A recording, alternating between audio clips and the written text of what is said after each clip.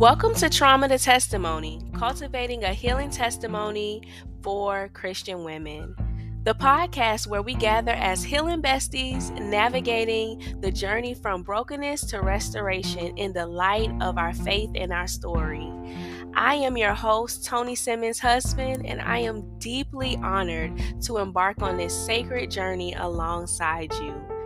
In the aftermath of trauma, it is easy to feel shattered and alone. But here, in our safe space, charging in our unwavering faith and dedication to healing with the Holy Spirit, we find strength in our vulnerability and the power in our stories. We stand on Revelation 12:11 around here, which reminds us that we overcome by the blood of the Lamb and the word of our testimony. We come together to bear witness to the transformative power of God's grace, love, and mercy in our lives. Each episode, we will dwell into the depths of our experiences, from the raw pain of our past to the blossoming hope of our future, from the challenges of healing to the triumphs of restoration. Through authentic conversations, personal narratives, and the gentle guidance of our faith, we'll cultivate a sacred space for healing and growth. So whether you're in the midst of your own healing journey or you're standing in a space of hope for others, know that you are cherished and valued here. Your voice, your story, your testimony, they matter so deeply to God. Thank you for joining us on the Trauma to Testimony podcast. Let's embrace the transformative journey from trauma to testimony. Hey, Healing Bestie. So as we dive into today's episode, we have an amazing guest, and your girl made a little hiccup on the podcast episode, but it was so good. So we was not going to go back and re-record the whole thing because there's so many nuggets and gems that's in there, and I pray that it blesses you. But the guest that we have today, her name is Sue Bowles. So your girl made a little hiccup, but just want to let you know that if you want to go in further and work with Sue and check out her work and her different programs and nonprofits, then I wanted you to really know how to say it. So Sue Bowles. So I'm so excited for you to dive into this week's episode. Enjoy, Healing Bestie.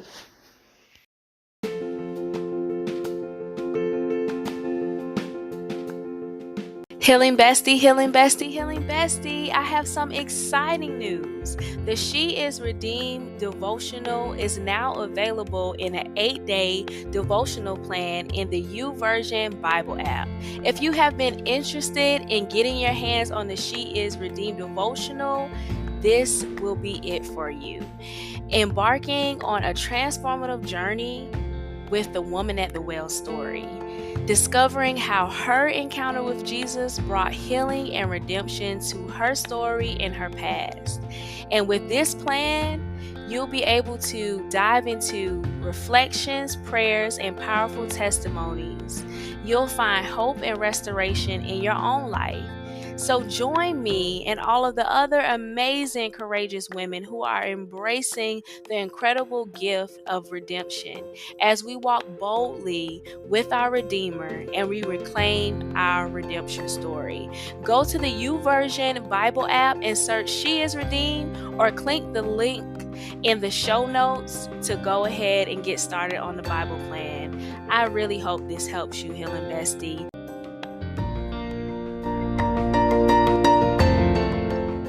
Welcome back to the Trauma to Testimony podcast. It's your girl, Tony, and I am so excited to be here with you this week as we dive into another episode. This episode is very, very special because we are speaking to an extraordinary guest, Sue Bowles. As a master certified life coach and board certified master mental health coach, Sue has dedicated her life to empowering individuals who feel stuck and disqualified to achieve their dreams and realize their full potential. She believes in the profound impact of being just a step ahead to guide those behind, emphasizing that every life experience holds value and significance. She founded My Step Ahead, an organization committed to encouraging others to share their stories even as they are healing, embodying the principle that you only have to be a step ahead to help the person behind you. My Step Ahead has also launched the Dare to Believe movement, challenging people to embrace the belief that they matter. With a wealth of experience in addressing self-confidence, relationships, stress management, anxiety, and goal setting, supervising invaluable resources through speaking, podcasts, conference presentations, and life coaching. Her approach is rooted in the conviction that every challenge can be overcome and every dream can be a reality. And last but not least, she is a Amazon best-selling author as the co-author of the anthology Breaking Silence: Voices of Survivors Volume 1, and she is also a co-author of Volume 2, due out in October. Please welcome our special guest for today, Miss Sue Boyles. I'm so excited for her to be our podcast guest today. How are you doing, Sue? I am doing well, thank you. Oh, I'm so excited to have you on the podcast today with your amazing, just the work that you do and everything. I know it's going to be a wealth of just knowledge and the personal story that you have with overcoming trauma to help just our audience, and just welcome to being a healing bestie, because that's what our audience, we are healing besties. We are just in the room together, just to be, like a healing best friend. And I know for what you do that you're going to give us just some context as a best friend would, to say, hey, listen, I understand you, I feel you, I'm here, and here's a safe space. So I'm excited. So I know I gave you this amazing bio, right? And Yeah, where's that it is person? your bio, right? It is your bio. But I always like to ask, just, who is Sue? And for you to, just explain just who you are and how did you get to the places you are today? Wow, great question. Yeah, you're reading them like, where is this person? Oh wow. So who is Sue? Sue is not what she has achieved, but Mm-hmm. Sue is who she is. And who Sue is someone who has fought for healing, who has I'm getting emotional already. And I will say that when this happens, I won't say, please forgive me. I'll say, please understand. There are times when the gravity of what I have experienced and come through and where God has placed me now still blows me out. Still totally blows me away. So thank you for understanding if I get a little emotional. But who I am is someone who's come through a lot and who walks through many years of being really hacked off at God. Where were you? Why did you if you love me, why did you let this happen? And you name it, I went through it. And I am here now as living testimony to say that God can handle our hard questions. He can handle our anger. He can handle our disappointment, because he hasn't changed, and he will walk with us through that journey to the other side of where his healing is. So I am a survivor, but more than that, I'm a thriver. And now, while I had all those questions in the past, I'm seeing how God is using that for the good. And right there's his Bible verse. He works it all together for the good, not necessarily my good, but for the good. And he is doing that because now I am able to relate to so many different audience types. different stories, different traumas, different places in life, I'm able to relate much better to them and be able to live my step ahead for them. Oh, I love that. That is such an amazing, just a way of seeing, you know, I love what you just said.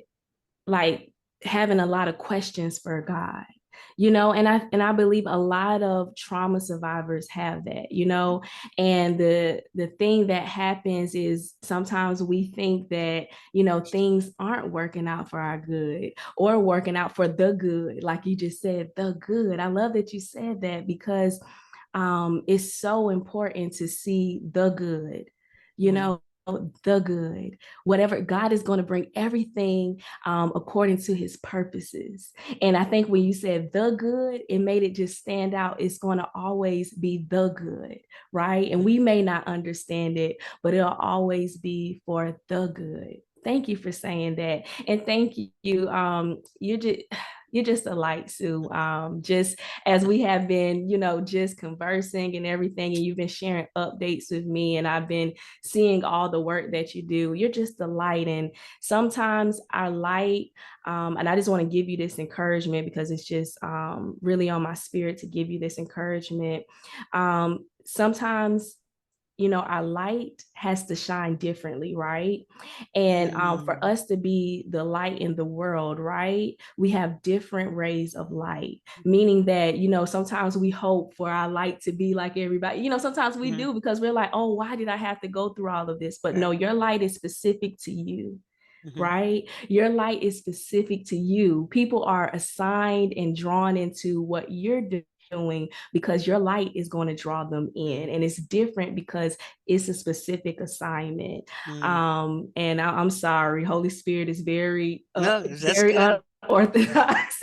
That's good. Go for it. But when it comes in, I love to just give you that encouragement though. I appreciate that. And Thank you. you're welcome. And listen, I have cried on a lot of podcast episodes. So we are here for the safe space. We are here for if Mhm. it's emotional, because this is your story and this is your journey and this is the work Yep. that you do. So it's Mhm. going to mean a lot, right? Right. Right. So thank you for being vulnerable with us. And thank you for just making it safe and okay to Mhm. have those Mhm. emotions. So thank you for that. My pleasure. Okay. I can't say my pleasure, but thank you for understanding. I went through a period when I was a teenager when I Mm-hmm. experienced some rejection from my best friend since sixth grade, where I didn't let myself cry for 2 years. So to be at the point now where I'm like okay with my tears is just another testament of God's healing, of just saying, I accept me for who I am. Mhm. And I love that because it's like it shows the growth journey with God, Mhm. like some Mhm. in a healing journey. Mhm. Because maybe at that space it was hard to do that, but look at you Mhm. now. You're bold in that. You're Yeah. like, hey, I had to push through it, even It's if who I I gotta am. cry and share. It's who I am. Yes, yes. Okay, so I want you to just share with us a little bit about um, little girl Sue and her story and her Mm, journey. wow. Little girl Sue. Little girl Sue had a really rough time at a very Mhm, young age. And what I'm about to share can be triggering for people. So if you have sexual assault in your history or any kind of abuse in your history, just have a self-care plan in place.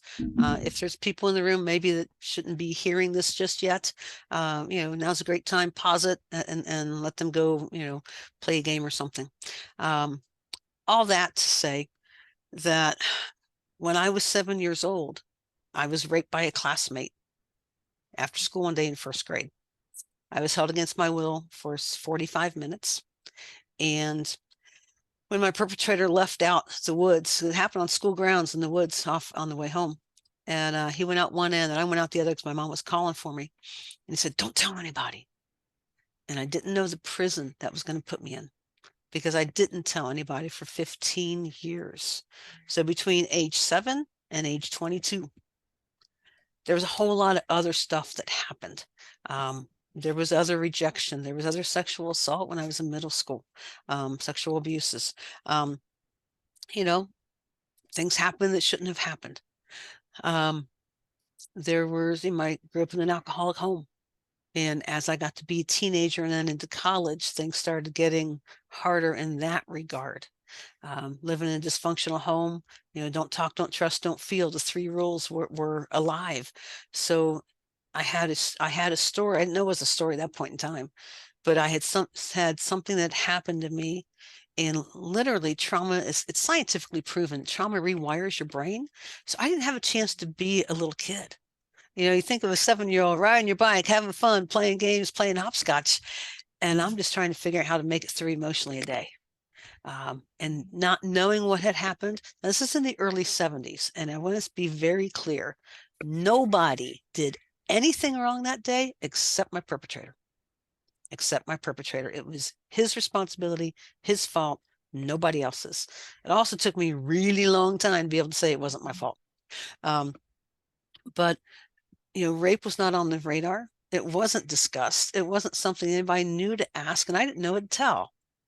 So, people responded in the way anybody would when someone is 45 minutes late getting home from school. You're scared, and you Yeah. just want to find your kid. Yeah.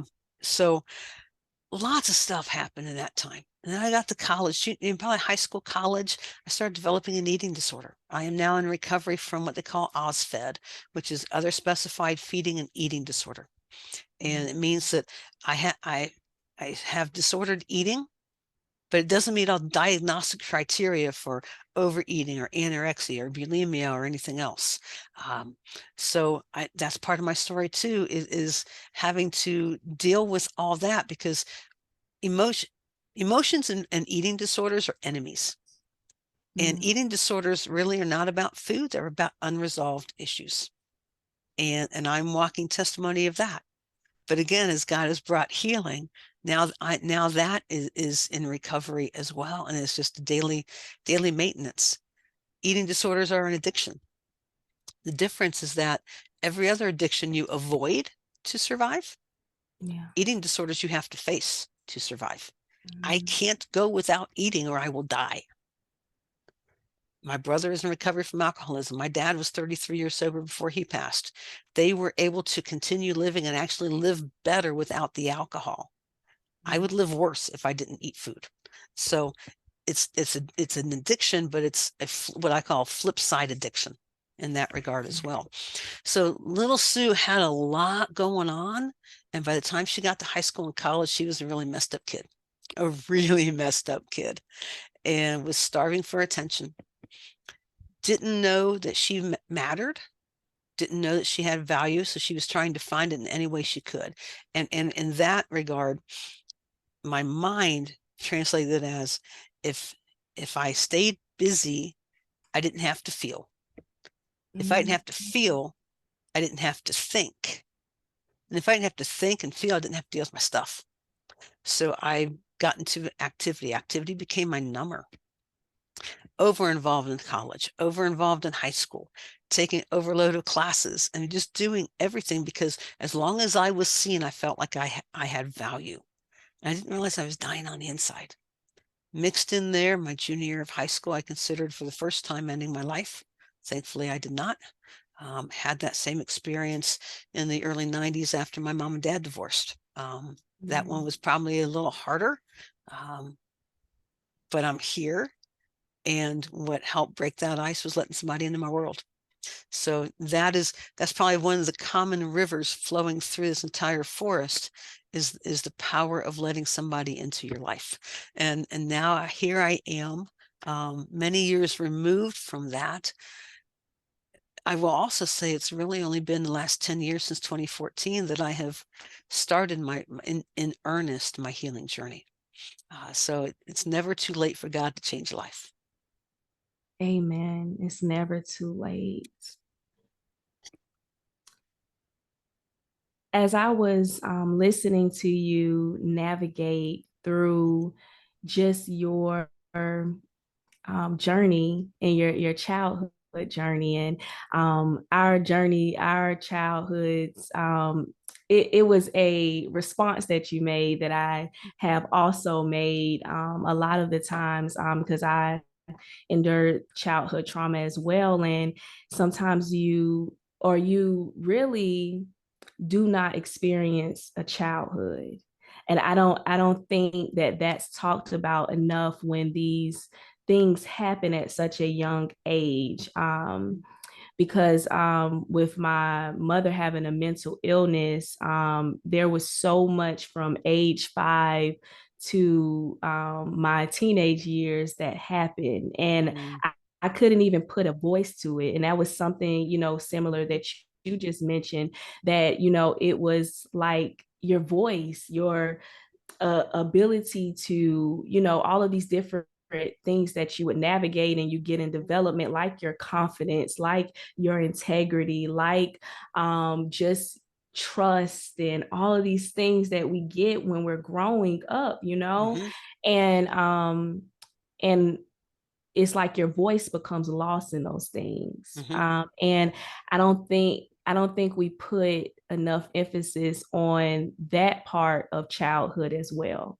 Like, yes, we lose the ability to play and actually enjoy our childhood, but also the developmental piece. Like, we lose sometimes we're not building on the confidence. Sometimes we're not building on the integrity, the core values that are, healthy, hmm because there's a part of us that the voice to that is kind of altered because we're experiencing the trauma.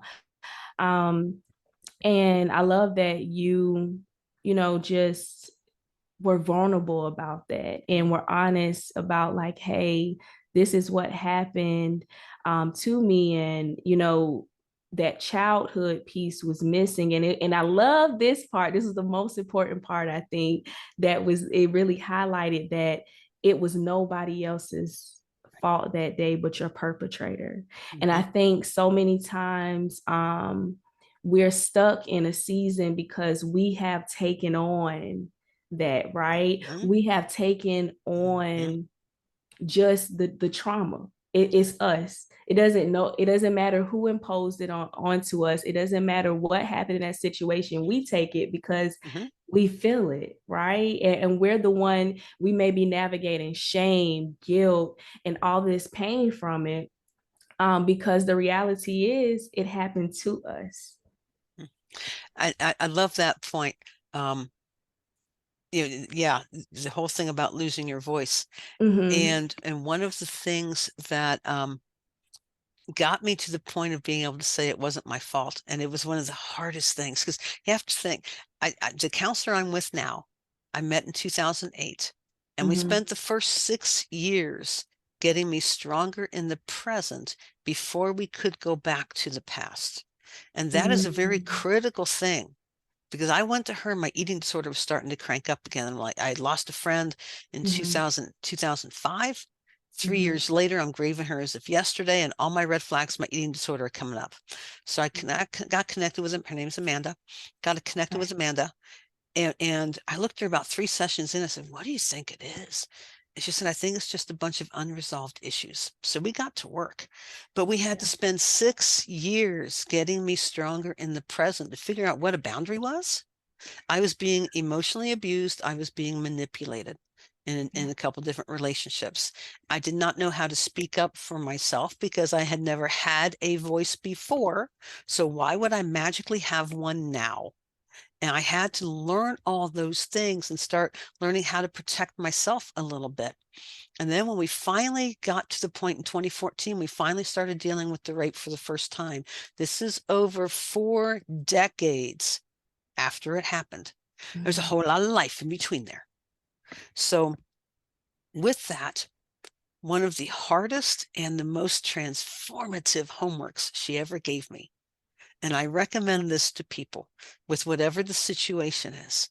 For a week, I was to look in the mirror and say out loud to myself, the rape was not my fault.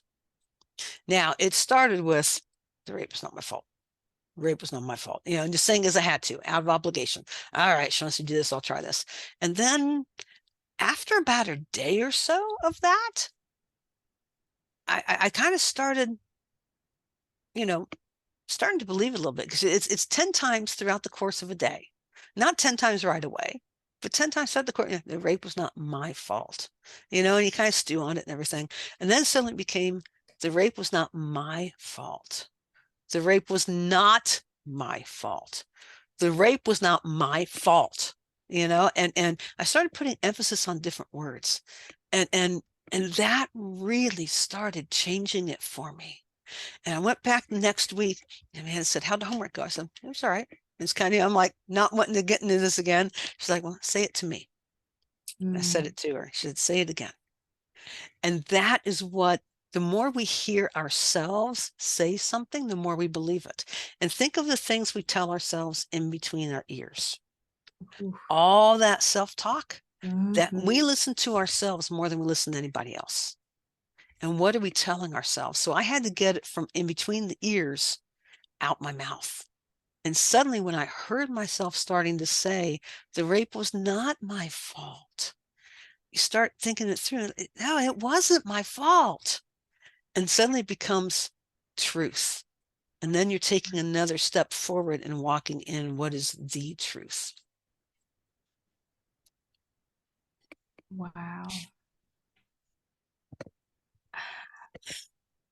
One of the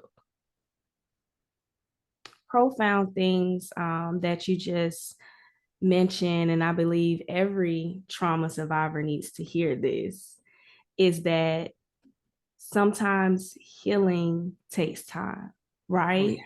Because you were saying like there were decades. Like it's some things that I wish I would have known it at a certain time, but it took me time and healing. And I think it really just brings just the light on healing, that it is a process. Mm-hmm.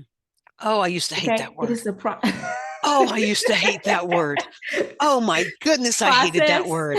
Yes, I wanted it now. Give it to me now. Come on, God, you can do it. Do it Yes, now. now, And right? Why and isn't it and happening? and I miss the experience of getting to know God Mm, while I wait. No, and learning on the flip side that mhm. He is working and was working at that time. And again, He will bring it all together for the good. The good. And I keep emphasizing the, because I think there are worship songs, everything, I'm working all things for my good. And and while, yes, you can stretch it that way, that I'm not going to get into the theology of it all, but the verse says the good. And if you think about it, what happened to Jesus was not for his good, Mm-mm. but it was for the good. Yes. And I think at times we get a little on the edge of Mhm. making it all about us. Yeah. And honestly, some worship songs have one little tweak here or there that subtly make it about us. You working all things for my good. Mm, Yes and no, that is so powerful. you know? And I think sometimes we need to get back to, what does the verse really say, and dig Yes. into that. And like you said, He's working it for the good of those who love Him. Now, yes, that includes me, but it might be a global sense of the good for those who love Him, and not my good because I'm the one who loves Him. It's a real fine line, but we have to really be attentive to that, because we can get duped into that, and suddenly it becomes about us and not God's Mhm. greater good. And that suddenly puts us on the throne and not Him. It's very slippery slope. And we really have to be very discerning about those things. Yes. Okay, so let's dive into that, because Yeah, I we think took a left turn, but yeah. that because I know I love that, because I can only imagine what happens for us when, like, as trauma survivors, right? And we're trying to navigate this relationship with God, right? And Mhm. we're accepting that, God does everything the good, right? He's doing everything according to his purposes. So when we have the trauma happen to us and we've experienced all these different things, I want to know, and maybe this is, going to coincide with just you sharing about a piece of advice for the little girl, Sue, that you would share now looking back. But how do we start to overcome just trauma and healing in our relationship with God when, we have, well, I guess the understanding of God is working everything according to his purposes, but trying to heal that trauma at the same time? Like, what did that journey of acceptance look like? Because it's a reality. It's a reality that it is hard at first when you, and it may be hard the whole journey. Let's be honest. It may be hard the whole journey, because like, what did that journey look like, accepting that God does everything according to his purposes, but it may not be the thing that you wanted to do and the timing you wanted it to happen? What did that look like for you? Great question. And let me rewind just a little bit, because what I don't want us to teeter into is that God caused the rape. Okay. God does not cause trauma. Trauma is not part of God's plan. Trauma was not in the garden. So if it wasn't in the garden, what's it a result of? It is a result of the fall. And this took a long time for me to be able to say, not everybody can get to this point, and that is okay. I am to the point now where, and it's going to sound so contraindicated, where I have a level of compassion for my perpetrator, because if rape was not on the radar for me at age 7, how was it on the radar for him at the same age? What was he experiencing or exposed to at such a young age to then act on it? God's heart not only broke for me that day, it also broke for my perpetrator. Now, not everybody gets there. And I'm not saying I was there overnight. I wasn't at all. What I'm saying is that God did not cause the rape. The rape, God at the same time is a very loving God, and he wants to be invited in and included in. And he also allows us to have that free will to make our choices. And what happened to me was the result of sin. God does not rescue us from the consequences of our sin. Now, what happened to me is not a consequence of my sin. I suffered the consequence of a domino effect of the sin of others. And I'm being very specific in my terminology, because at the same time, when we are sinning with a prideful attitude and we hurt somebody else, they are suffering the consequence of our sin. Okay. So it's not just for the big stuff. It's for the little stuff. When I lie and I'm lying to somebody else, they are suffering the consequences of my sin that I am responsible for. And I really want to make that very clear delineation. God was not responsible for what happened to me, and he is not responsible for whatever has happened or, God forbid, is happening to you now. It is a result of the sin. Now, how God works it together for the good goes back 2,000 years ago to the person of Jesus Christ. Because only through the sacrifice of Jesus Christ is there power to make good come out of, I'm going to use the word hell. It is the only way that you can take something that is so heinous and so, I can't even find the word, so absolutely contraindicating of everything about God. And yet God turns it around. That is the mystery of Christ. That is the mystery of the power of God. That is the mystery of healing. Yeah. And we have a lot of responsibility in that for the choices we make of what we do with our relationship with God. I went through a long series of weeks of looking at my counselor saying, where was God when it happened? Oof. And man, was I mad, because I felt abandoned by God. Because again, go back to what I said at the start. If you loved me, right there, I'm making God's love conditional on my understanding and not the overarching power of it. We try to put God in a box that we can understand. Yeah. When he proved 2 years ago, he's not understandable, because how do you raise somebody from the dead and make that make sense? How do you slaughter your own son in the most heinous way possible and bring him back to life 3 days later for the good? For the good. For the good. We benefit from the good. But that journey of trying to find that way, cannot be walked alone. I said at the start that one of the powerful things that is one of the rivers, the waters flowing through the river of the forest here, is letting somebody else into your story. Yes. And not only is letting others in, but letting Christ followers in who know what's on your heart, that know that your relationship with Christ is the most center point of your life. No matter how much stuff has gotten in the way, you're still trying to get back there. I was still trying to get back home.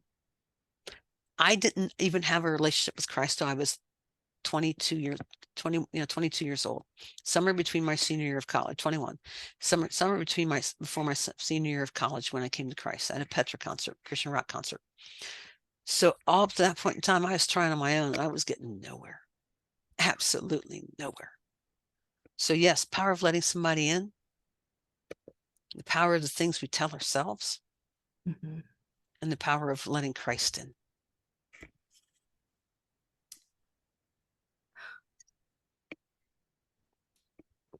I love that you really brought an emphasis in on it not being our trauma. What happened to us is not that God imposed it on us. Because I think, just like you said, you went through a season of just, hey, listen, like all these questions. God, where were you? With your counselor, like, God, where were you? And I really believe that God is really just birthing up, just the stories and the testimonies of those who have experienced trauma for other believers to see that, listen, I never had that for you. God's heart, like you said, it broke when that happened. And the reality is that God wants to draw us in, right? And it's everything is working according to his purposes. If we can start to get there, we'll start to understand who God truly is, even in our story. And I just want to say that I appreciate you sharing that, and I appreciate your courage to share that, because I know that it took a lot in your journey to get to a point to say, you know what? The truth is, it was sin. Hey there, Healing Bestie. All right, let's have a heart to heart. Have you ever had those moments in life where you feel like it's a struggle to believe you're truly free from your past? Where trusting in God's promises feels like a battle, especially in tough seasons and painful moments? Or maybe you find it challenging to maintain unwavering faith in God, even after experiencing salvation.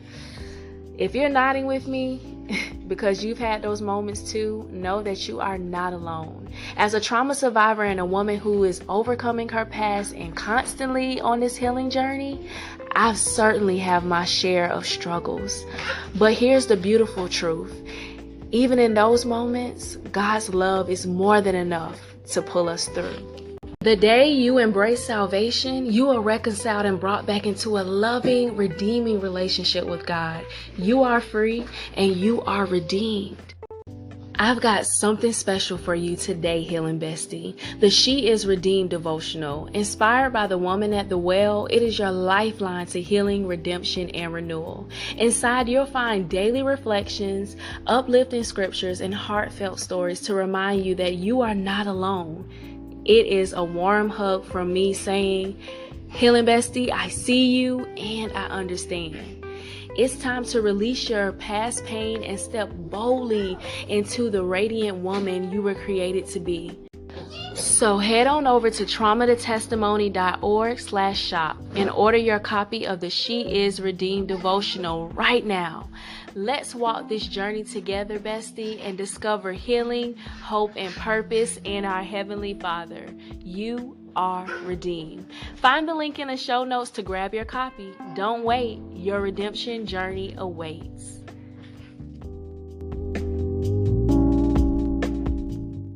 And see, that isn't what everybody wants to hear, Sue. Right. You know, everybody doesn't want to hear that it's sin. And when you were saying that, I can remember a Bible verse. I can't call it right now, but it was saying the opposite of faith is sin.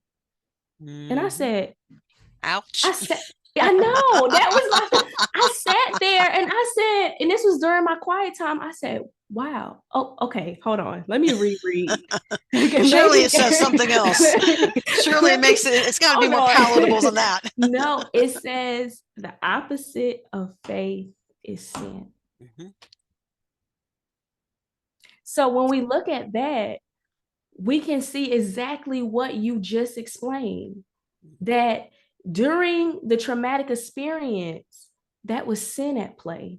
Mm-hmm. And I think I mentioned this on a couple of podcast episodes ago. I mentioned that we're in a battle with sin.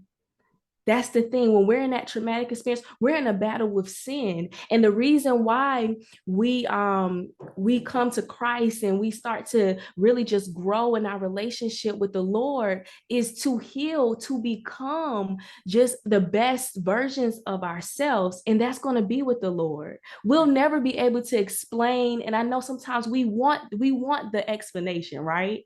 We want the explanation. We want to know, well, why did this happen? God, I need to know every single part of it. But it's like you get peace, right? God is a God of peace. You get peace as you continue to keep your eyes on the Lord. That's why it says keep your eyes fixed on Jesus. Because if you start looking to the left and the right, there is sin. We're live in a fallen world, right? There goes sin coming up trying to get you. Now that you said let people in, now we have let somebody in, and our minds start getting fixated on, well, what if they hurt me? What if they do that? Keep your eyes fixed on Jesus.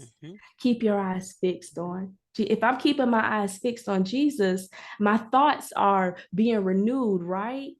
Literally, I'm starting to see the good in things. I'm starting to really release my pain. I'm acting different, right? We become a new creation, right? I'm acting different. I'm doing things different. I'm starting to think different. I may be reading my Bible versus looking at something that reminds me of my past. So I love that you really just pointed out that, and I know this is such an alignment, this podcast interview, because it speaks exactly what I've been talking about. And just when you said that it was sin at play, and it's a hard thing to say, Sue. People ain't gonna want to hear it. But it's the truth. It is sin at play. Go ahead. Oh, sorry. And to that point, the reason that we don't like to hear that, the reason people don't think that, it's human nature, because we want to be able to blame somebody. Because then when we can blame somebody, we can be in control. And let's go back to the garden about who's in control and who's not. And it's these little things that we don't understand when we really start stripping it down, when we have to get ourselves out of the way and say, where's this tree of life and knowledge? Yes. Where is this center point? Where did it all start? Yeah. And, think about it. When they ate from the tree of good knowledge, suddenly that I want to know more came in. Suddenly the I want to know more so I can control things came Yes. in. And here we are 2000 years later, and we want to know things so we can control things. Because when we control, we don't have to trust. And when we don't have to trust, we don't need God. And therefore, the enemy is really happy. The explanation from the beginning of time, the explanation, wanting to know, wanting to have all of the knowledge, wanting, and this is something that is the hard conversation. I had to have I made a TikTok video, and I was talking about Jonah, how the Lord was really working on Jonah's heart. He was working on his heart and having compassion, and Jonah wanted to control just how God was choosing to draw others into him. Jonah didn't say, no, why do you have me continue to keep going? This is just my how I interpret, because I take it in, and I'm seeing, just how he's going back and forth with the Lord, saying he didn't want to give the message to the Ninevites. He didn't want to give the message to them. He didn't want to help them because he felt like these people, look at what they're doing. But we will never be able to control what God does, right? We'll never understand. We'll never be able to our minds could not even hold the capacity to all God's purposes and plans. Right. And you're right when you say it's about control. Like, it is about complete control, because God had to work on my heart with the story of Jonah and selfishness, because coming out of trauma, I had a lot of selfishness. Like, I didn't want to keep everything to myself. I was like, oh no, I can't trust this person. I can't share my gifts with this person, because that little girl, Tony, was like, okay, I'm alone. I'm by myself. I have to hold on to everything. But with God, you start to heal as you start to understand the very thing that you spoke about, Sue, was to understanding that it's for the good. It's God's purpose. Right. It's not for us to understand, but what we can do, and you mentioned this earlier, is experience God as we're healing. Like, experience everything. It's nothing. What transforms us and what heals us is God's love. Right. Point blank, period. It's his love. For me, I said it's been 10 years since I've been on my healing journey, really get to where I am now. Had you told me in 2008 I'd be doing what I'm doing now, I would have laughed, just face the earth. But we said, no, you got the wrong girl. And what happened was I experienced love. There is a retreat community called Walking Stick Retreats. And it started in 2014 when a movie came out called Ragamuffin, and it's based on the life of the late Christian musician Rich Mullins. Okay. And they did a retreat later that year to talk about some of the themes. And I went on this retreat. And one of the themes was about taking off the masks we wear. Yeah, that was hitting hard. And through that, and just being in a community of where it was safe, I discovered that God could actually love me, and that God actually did love me. And through that, God did incremental steps. The first year I had to own my story because I was in denial about my story. The second year I had to grieve my story because each story has loss, and every loss is worthy of being grieved. And mine had a whole lot of loss in it. And where things started to change was the third year when I walked away with the nugget, I am valuable to God. And that is part of what has led to the Dare to Believe movement. Frederick Buechner has a quote in his book called Telling Secrets. He says, I may not have it verbatim here, but he says, I think what deadens us most to the presence of God within us is the endless chatter of human thought, the things we tell ourselves. And we have to have those other people in our lives that will help us get the story straight, because we've been stained by the world. And going back to the whole thing about the good, You have a reason. God has a purpose for your life, just like God has a purpose for my life. And when the world kind of screwed it up for us, then God's part of working it for the good is to get us back to the point of where he wanted to take us to start with. Mm. And he is able to do that. He is able to take all the stuff that I have gone through, and through his kids, his believers, my brothers and sisters in Christ, love me in a language that he knew I would hear.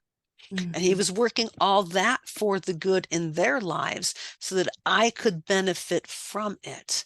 And that as I heal, I now share that healing with others. And I become a small part of their story of how God is working it together for the good in their life so that they can get back to where he has them designed to be before the stains of the world came into them. And little by little, it's kind of like, think of an MRI machine, how you'll hear all the clicking until the magnets get right in line. That's what he's doing with each of us. He's all right, things have been out of whack, and I'm working little by little, and I'm going to get you right where I need you to be because I need that to be there for this to happen. That's what it means to work it together for the good. I love it, Sue. Now, I think I don't know, like that is a book or something. You know, we need Sue to put that into a book. Well, it's kind of getting there. We need, because that is a profound revelation, you know, because oh, the journey of overcoming trauma, especially, you know, and this is just my personal experience with childhood trauma. It gives you might have all these different themes that come up for you as you're navigating adulthood, and you're like, wow, okay, this happened at age 7. I would think that I would be over this, but I love that Yeah. that's the truth. I I would heard think that. that I'll be Said it finally many over times. When am I going to be done? like, come on, like I I want should to not. arrive. Yes, please now, if it can happen, like Mhm. tomorrow, okay, when I wake up. So I certainly understand that. And I love what you talked about, like inviting others in, and how you had this experience where you had other believers pour into you. So I want to kind of tie this into the work that you do, your daily work, your passions for your organization and everything. I want to tie that in. So what are like some common challenges that you see that your clients face, and how do you integrate just who Sue is, her story, everything that you come with, especially your expertise in this? How do you integrate those things as into their challenges as well? Wow, great question. And how it's integrated depends on the setting. If I'm with a coaching client, it's in one way. If I'm Okay. speaking to an audience, it's another. If I'm doing a workshop or a retreat, it's another. So it really Okay. just depends on what the setting is, Okay. because this is where it comes together for the good, because I can interact with different audiences and different purposes and different focuses. Generally speaking, you mentioned earlier, my step ahead. It's my company, founded it. You only have to be a step ahead to help the person behind you. That alone is where it starts, that foundational belief that I have something to offer. We tend to think, well, I don't have any meaningful life experience. I take that meaningful and flip it around, because every life experience is meaningful, and therefore it can be used. I experienced this 6 months after mom died. I was my mom's caregiver for the last 8 years of her life. She lived in this room where I'm sitting now. And a coworker tragically lost her father to suicide. She found the body on Easter Sunday. The next day, another coworker and I went out to the house. And there was concern expressed for me of, are you okay? This is still pretty raw for you. And I'm driving. I'm like, guess we're going to find out, aren't we? And kind of went on out.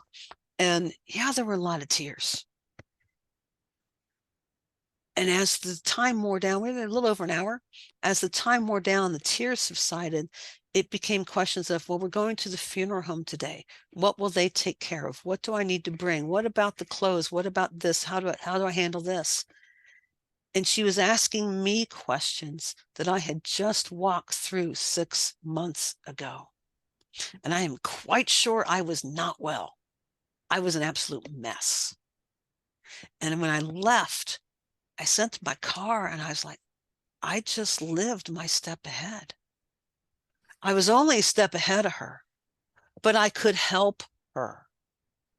And I later found out she told somebody else at work that that conversation was one of the most meaningful things for her at that point in time. So no matter what we are going through, and no matter how gut-wrenching it is, that experience has meaning not only for you, but can also be meaningful for somebody else. Now, to get to the point of sharing that is a whole different step, because that's where it gets to that endless chatter of human thought.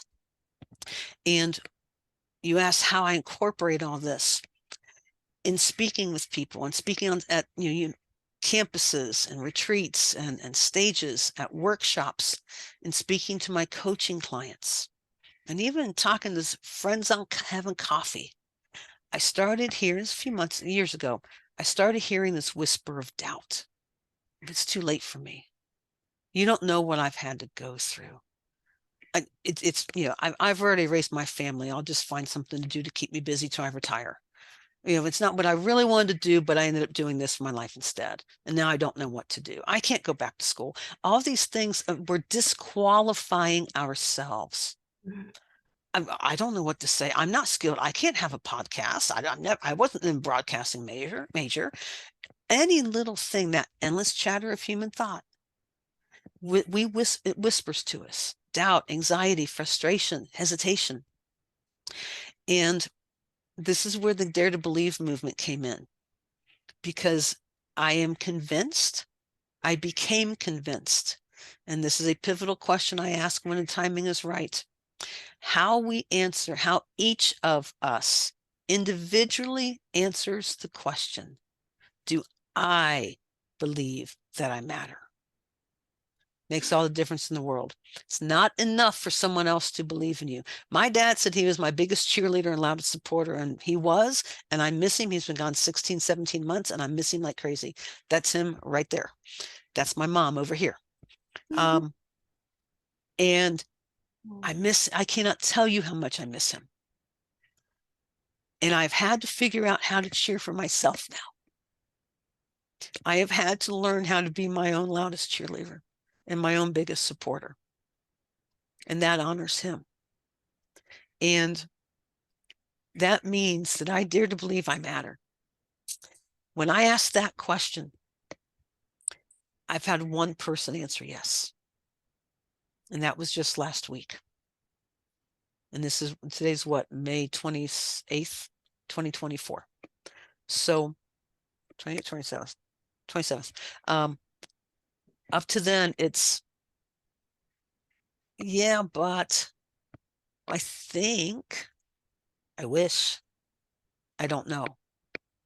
And I love those honest answers, because it tells us where we can start. Because until that question, do I believe that I matter, is answered in a positive, affirmative, bedrock way, here's the hard truth. Permanent life change cannot and will not happen.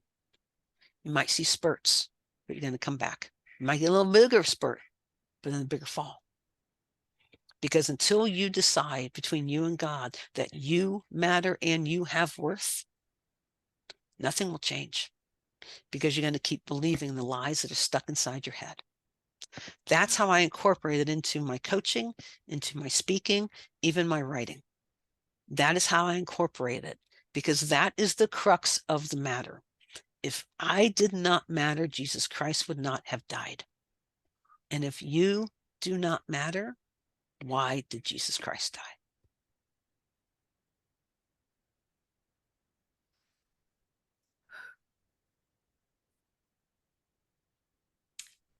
The one word, and I heard a Bible verse as well as you were just sharing about just the work that you do and how you integrate this and connect your personal story and your really your powerful testimony to help your clients. When you said dare to believe, the word bravery, that was the word that came up for me. And because there's a sense of bravery and courage that you have to say, you know what? I do matter. God has purpose for me. I may not have the full explanation of the purpose, but I know that, if, oh, that's it. Yes. Thank you, Holy Spirit. I survived what happened. I got through what happened because there was purpose for me. I heard that, just that survive. Like I think so many times we take for granted waking up each day. We take for granted having life. We take for granted having life, and God can do more with us. We wake up another day for God to do more with us. Even if we just get up today and we went to the job and we went back home, God did something with us. Even if we woke up and fixed breakfast, God did something with us. And I love that you said that too, because I want to share this Bible verse that came up was I can do all things through Christ who strengthens me. When you were sharing that about just having the courage, and that question you asked about, do you believe you matter?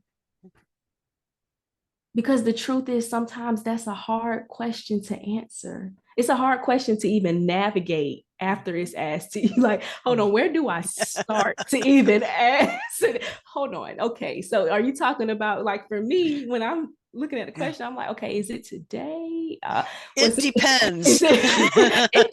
Here you go. When I woke up today, or, are you asking right now? Or told me last week, like it's, but I love just that you give the space to that. Because the truth is, when I was hearing that Bible verse, I started to think about the journey that we take with the Lord and rediscovering who we are as we start to discover who He is. Oh, that's powerful. That's powerful. Because we have to understand, if we were created in His image, why do we discount ourselves and make ourselves so opposite of that? Why do we count ourselves? Yes, like you said, those thoughts, what's in between our ears, what we're thinking of. So when we become a new creation, and that's why this is so important for just trauma survivors, when we become a new creation in Jesus Christ, we have to we know that everything starts to become new. We wonder why we're on this sanctification process, right? And God is literally taking things from us, removing, I like to think of it like a garden, removing the weeds, the things that may not, be good for us, to give us good soil so that things can be planted in it and grow us. And I remember when God was giving me a vision some years ago about a garden. It's before I realized that my actual name, Tony, means to flourish. And I used to think like, man, God, I feel so deserted, right? And God was giving me this vision of things growing, like it was the current of what I thought, right? And then I started to see things grow, right? I started to see things grow, and I started to look up my name, and I said, wow, God, you literally had a purpose. You had already know, like it didn't, like, even, and I know, and you spoke about this, the courage to even say, you know what, those things happen, but God didn't do it to me. The truth is, it was sin at play, but I'm going to live in my faith, because I have to be the opposite of sin, right? I have to live in faith. I'm going to do the opposite of sin, because that's what my dedication is when I decided to follow Christ.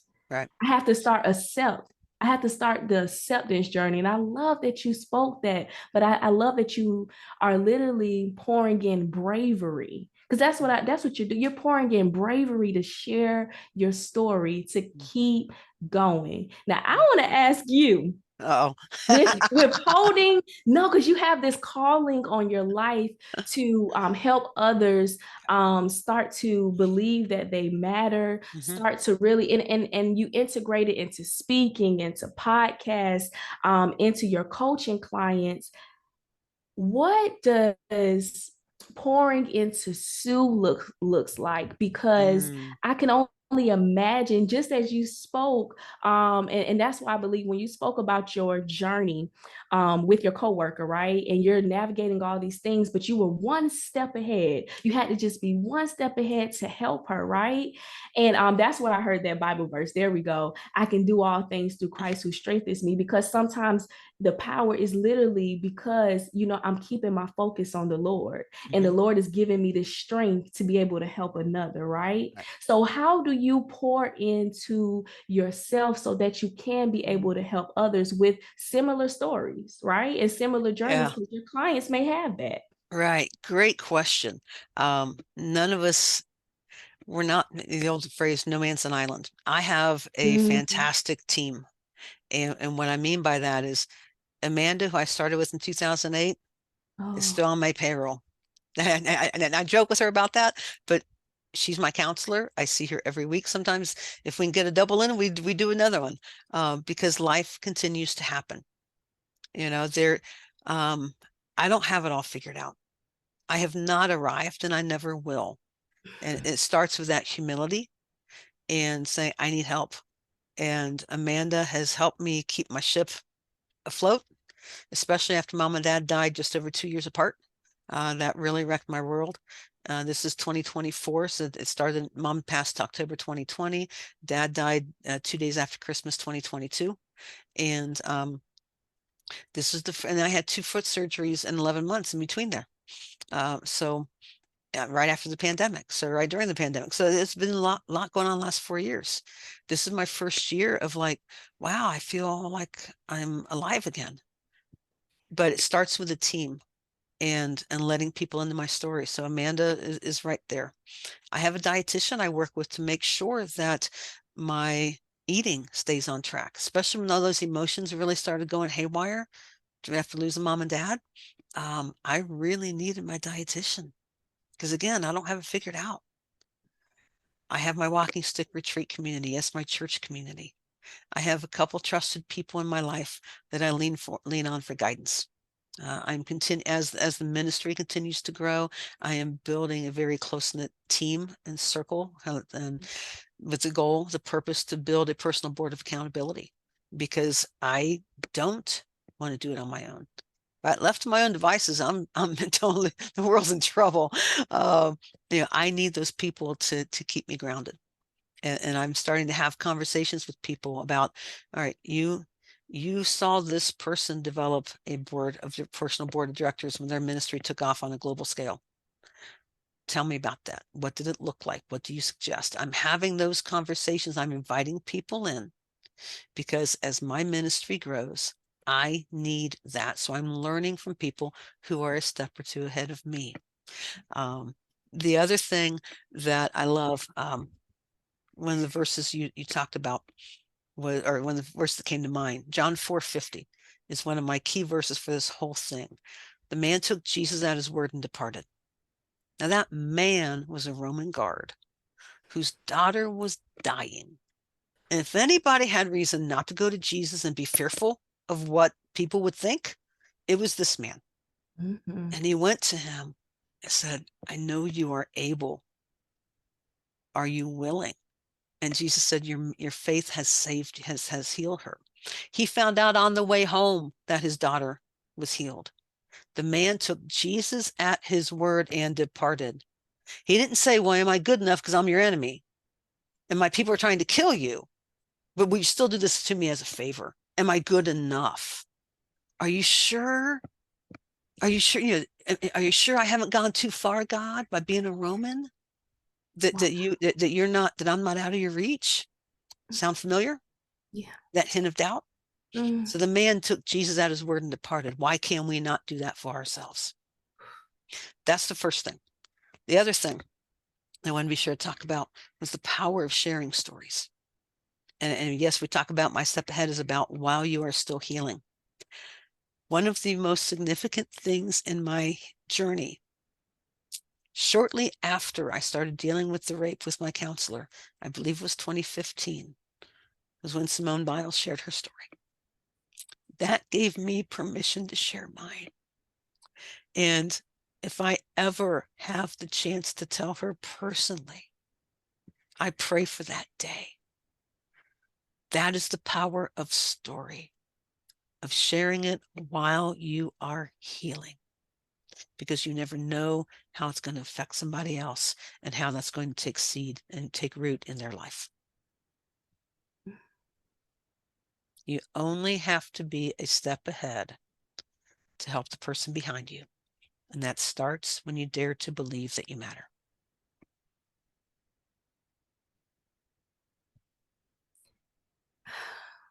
Sue, I have so much to say. So, do we need to do a part two? listen, it's looking like a part two, just because we may need to dive into some specific things. But I love what you just shared towards the end about us, about your organization, and you were saying, while you're healing. I think so many times we get this false perception that we need to be healed and have it all the way together before we share our stories. And I think that sometimes is a holdup with sharing our stories, and for us to, live in our truth, which is, we're always living in God's truth, because sometimes we don't have the definition or the narrative of what that is in alignment of God and with God and healing. We don't have that narrative, right? And the most powerful thing that you said is, wow, I'm healing. So I'm sitting here and I'm thinking about just this conversation that I've been having with God lately about just sharing parts of my story that I have been healing through, and I'm still healing through, because I think sometimes we want to just be healed. We want it now. Like, I have to be healed from this before I say anything. But that goes back to that control we want. That goes back, like we just spoke about, that it goes back to maybe our selfish desires. And we have to understand that sometimes that may not be in alignment with, God's purpose. It God's bringing all these things according to his will, right? And we may not understand why God has us to share the difficult story or the traumatic experience, but I love what you said, wow, in healing. So I want just to ask you for some advice for someone who knows that they have a story to share. They know that they have a powerful testimony. They know that it will help someone else, but they're still in this place of healing. Can you give them some advice on how to share their story at that space? Great question. And it is, because again, that endless chatter of human thought and everything. Start small. Start small. Maybe you haven't even shared it with your small group yet. Maybe you haven't even shared it with your spouse or a parent or a friend or a counselor. Start small, where you feel safe, where there is a trusted relationship, where there's a confidential relationship, so that you can hear yourself sharing what you have known. Because hearing it come out of your mouth is a whole different ballgame. Start small and let God minister to you through that and in that. Because my guess is that it's going to stir up a whole lot. And certainly if you're still healing, and even if you're just dealing with everyday life, find a counselor, find a life coach. If you're dealing with past trauma, that is counselor. Let me just briefly step back here. The difference between counselor and life coaching. Counselor helps you deal with stuff from the past to resolve it and bring it to your present. Life coaching deals with present day stuff to help you get to the future where you want to go. And I want to make that really clear. Yes, I'm a life coach. Yes, I am available. We'll give my information at the end. I would love to talk with you. In that conversation, though, if there is past trauma that is not resolved, that is affecting you today, that is counselor area, because there are a lot of tentacles to that I am not qualified to help you unravel. And my job is to help you heal in the best way possible. And sometimes that means knowing that I'm not the right match. But at the same time, I will help you wherever I can find somebody. So yes, find a counselor, start small. That'd be the first thing is just start small. I love that. Start small, and then it could be something so very like just starting to, even like you just mentioned with having a team. It can be starting to say, okay, I'm going to book the appointment with the therapist. I don't know what to expect. I don't know, because that was my first time with the when God finally got it in my head to say, okay, you need therapy. You need to go back and really heal this past trauma. And it took a lot. It took some years for God to tell me over and over again. But I love that you said a team, though. That is so important. But that's also where life coaching can help. If you know you need to make that leap, and you're stuck in the fears and the hesitations, that's where life coaching can help you work those through to help you build that courage to then take that next step. So coaching and counseling work well together. And I've had a couple clients where I will say, I can work with you in these areas. And at the same time, I'm only willing to do that because of the other stuff influencing this, knowing that you're also seeing a counselor. So the counseling and coaching can work hand in hand in different areas. And coaching actually frees up the counseling office to deal with the deeper stuff. You're dealing with communication skills over here because over here you were told you weren't worth it. Then I can deal with the present day skills while you deal with the fact that you are worth it with a counselor. Oh, that is amazing. And thank you for breaking that down, because I think sometimes we put a life coach and a counselor in an either or situation. And we might say, okay, well, I need to just pick or choose, but it's like they do different things. There's been seasons where I have been with the life coach and I'm like, oh, okay, I needed to work through those areas. And then with the counselor going through just my past trauma. So, and they work together so well. So thank you for saying that. And I do want you to tell us about your Amazon best-selling, yes, I have to say it, best-selling book, or the anthology, Breaking the Silence, Voices of Survivors, Volume 1. And then you have Volume 2 coming out in October. So I do want you to give us just maybe share a little bit of the journey, share a little bit of what the book is about, and just whatever else is on your heart. Sure. Well, let me back up, rewind just a little bit. Okay. We talked about starting small. Yeah. This was the small one. This is my first book. This much I know, The Space Between. This is an award-winning book as well. It won second place nonfiction at the Faith and Fellowship Book Festival in 2020. Okay. So this is on, both these are on Amazon and Kindle. You can also get them on my website. Sorry, I should say go to my website. But this was starting small, and this was no small feat, because this is my story. This is my story in much more detail. This much I know is my story. And the second half, The Space Between, talks about the healing journey God took me on. So this is starting small, and yet it's big.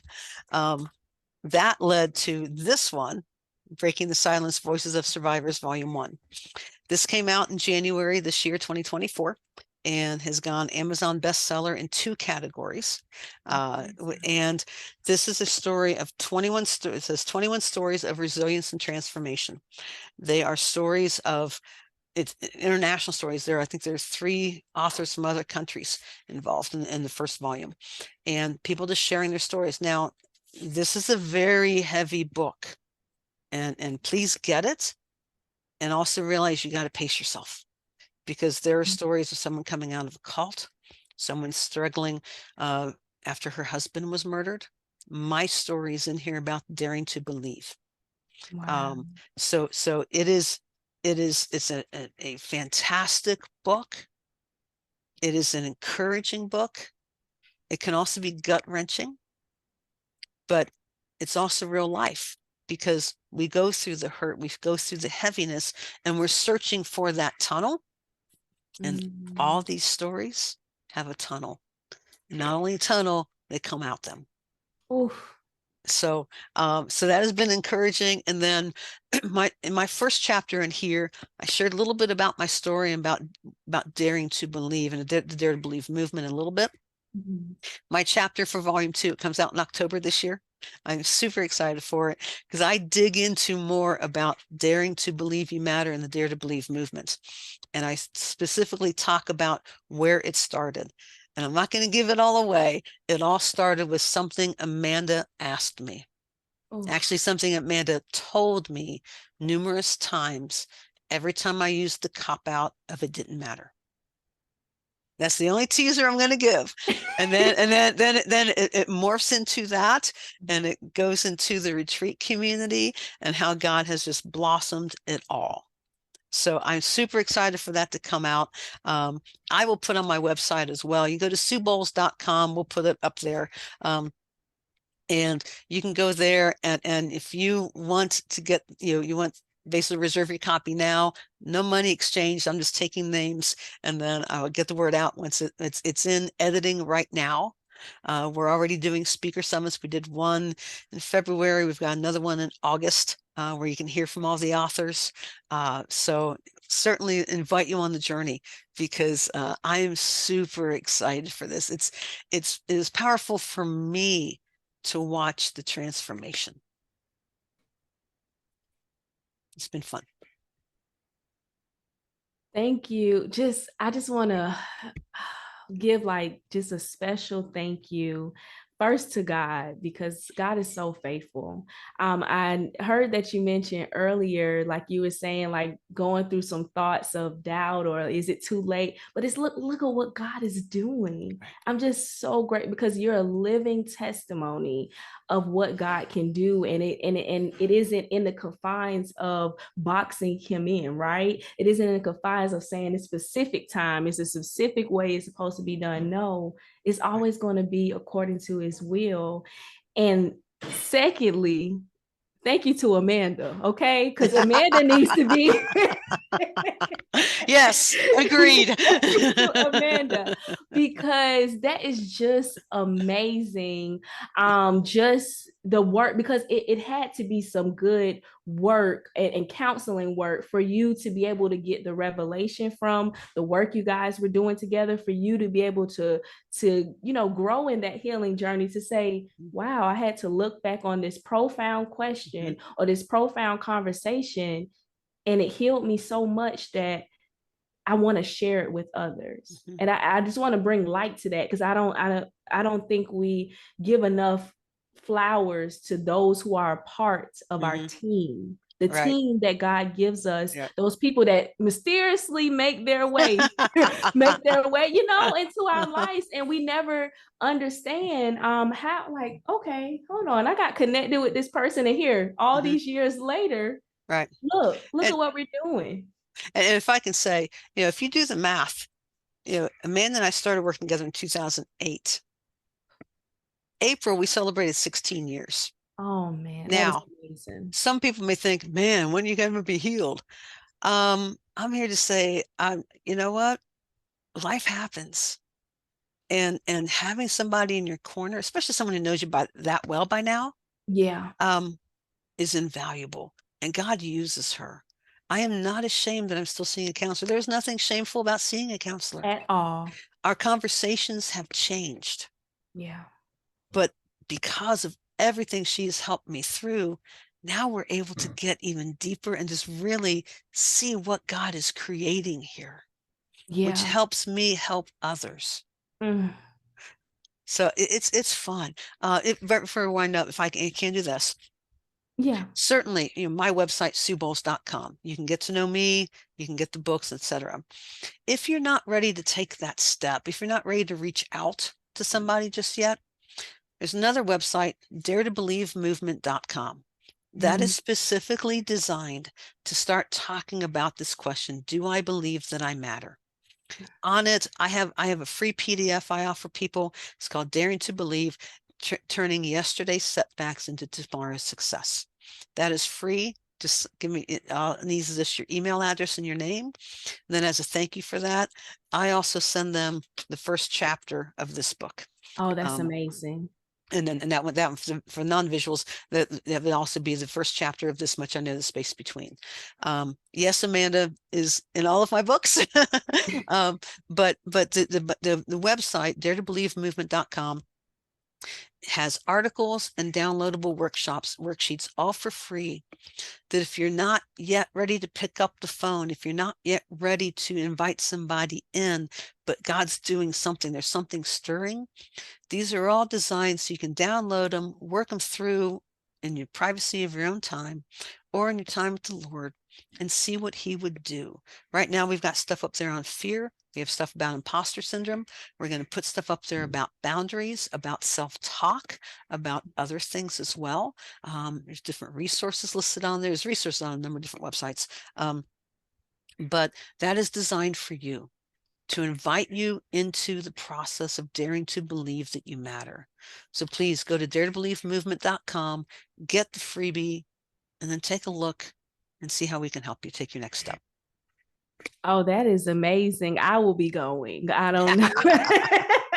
Because it's just amazing. And I just love that, you're giving so much just to that person just really navigating through healing and everything. So I'm thankful for the work that you do. And we are going to, because I am going to give you just the space to give all of just your information for us to find you, and it also will be in the show notes as well as a description on YouTube. But we have some rapid fire questions. They are this or that, because I know sometimes we talk about some heavy stuff on the podcast. Let's do it. Okay, so this or that. Okay. All right. So prayer time alone or prayer groups? Alone. Reading Psalms or reading Proverbs? Psalms. Morning devotions or evening devotions? Morning. Guided Bible study or personal Bible reading? Personal. Journaling your prayers or sharing them with a prayer partner? Journaling. Ooh. Focusing on forgiveness or focusing on gratitude? Gratitude. Seeking God's guidance through scripture or through prayer? Ooh, wow. Both? Can I bridge that one? It can be both. It can be both. I'll give you that on that one. Okay. All right. Embracing vulnerability or embracing resilience? Vulnerability. Writing a testimony or sharing it publicly? Sharing. Okay, this is the last question, and you can take a moment with this one. And this is a fill in the blank. You're going to say, my name is blank, and my healing testimony is one word if you can choose. Wow.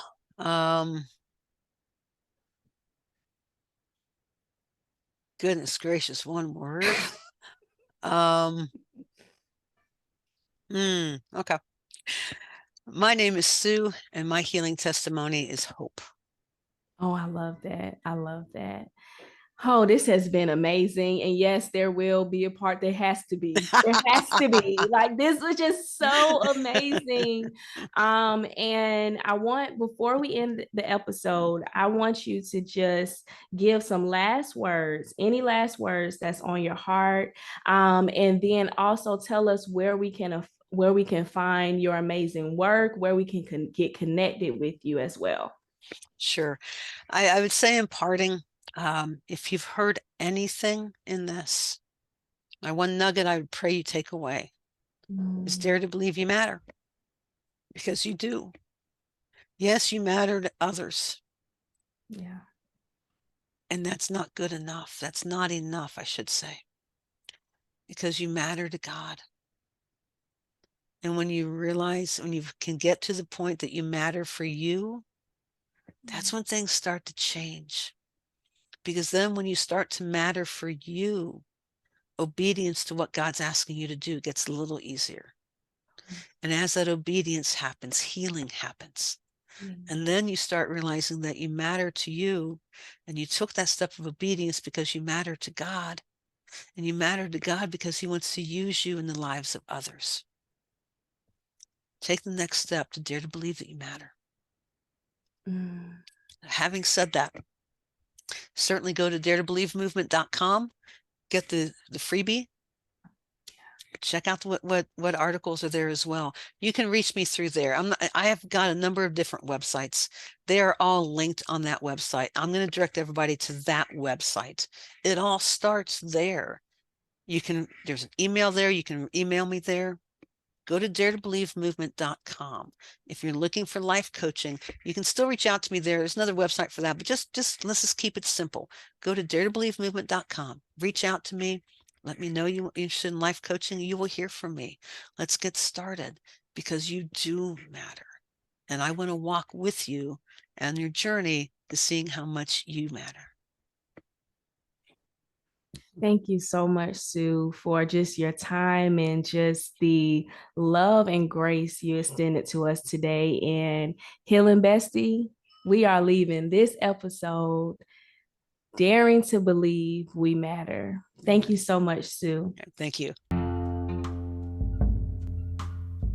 If you've been touched by today's episode and would like to support our mission to empower Christian women in their post-trauma healing journeys, consider donating to Trauma to Testimony. Your generosity helps us to continue to create content that uplifts and inspires.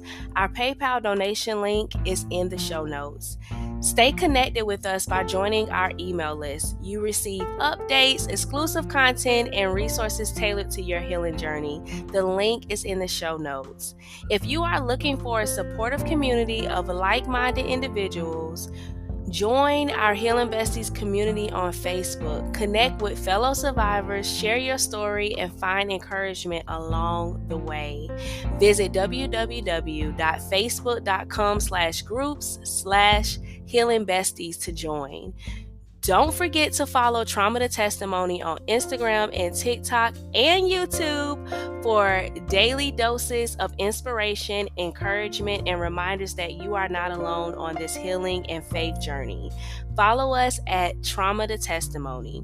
Thank you for being a part of our community, and remember, healing is possible, and there is nothing that is impossible for God. Until next time, may you continue to walk in the light of Christ's love and find strength in your journey from trauma to testimony. All right, Healing Bestie, love you.